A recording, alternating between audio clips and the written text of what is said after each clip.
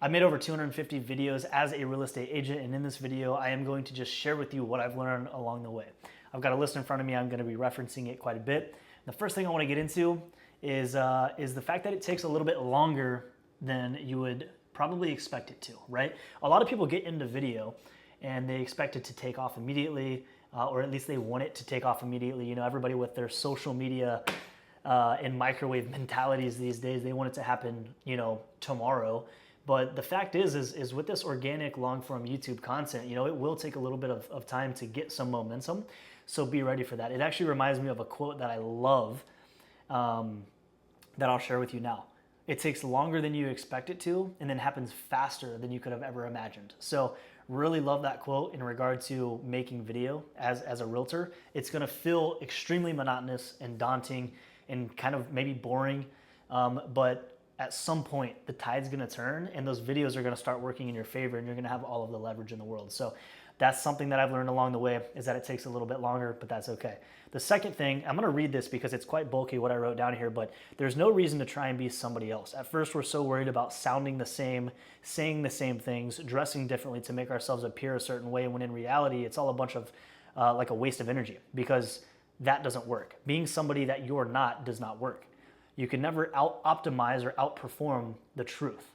And then I put you, the real you, will convert 1,000 times better than a fake version of you, because when you allow yourself to show up as you are, talk how you are, and so on, that's when you sound the most confident and the most trustworthy. And that is what people want. People don't connect with a watered down, scripted version of yourself. They connect with you. So throughout my video journey, you know, I've wore a black t-shirt on my real estate channel, and I've had loan officers in my office say, dude, you should really like put a suit on, you know, for your videos, because you're not coming across as professional. You're already young. You should dress up, you know, to help you out a little bit. So I started dressing up, and then I went to a different brokerage, and they're saying, you never wear that stuff in real life. Why don't you dress down a little bit and just show up as you are? So like, it takes a little bit of getting used to, but you know, I do agree with dressing professionally. Don't just be lousy or show up like not well kept, but dress who you actually are, how you actually are, because that's the person that you're going to attract. Number 3 here is 100 mediocre videos beat one perfect video every single day of the week. The goal is to acquire as much digital real estate as possible, not to have the best piece of digital real estate out there. This is something that Con and I talk a lot about. We actually have a community called Digital Real Estate Academy, which was born out of the idea of the whole digital real estate acquired mindset, which is how much of this digital real estate can I go acquire, and how can I acquire it as fast as possible?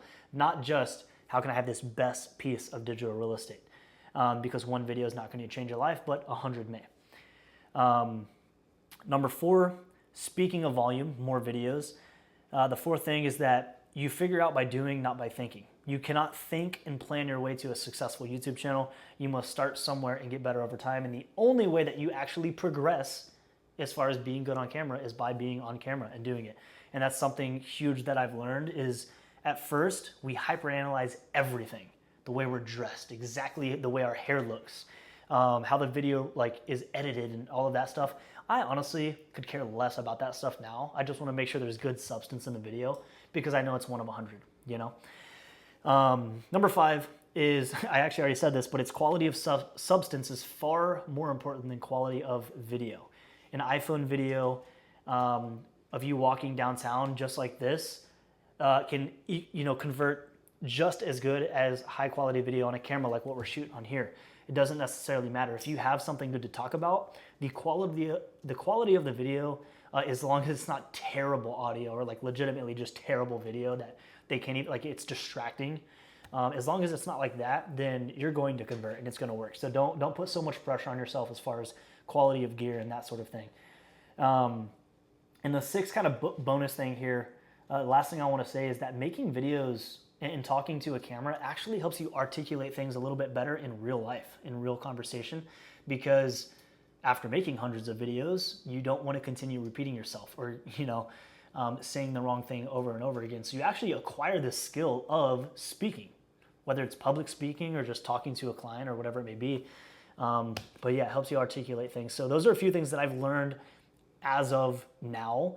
I'm going to continue learning, and I'm excited for the future. And if you are building your business with video as an agent, subscribe to this channel. We have insane value for free on this channel. And if you're like really interested in building with video and you want some help with that, we have a community where we help people just like you. So check the link in the description, and I'll see you in the next one.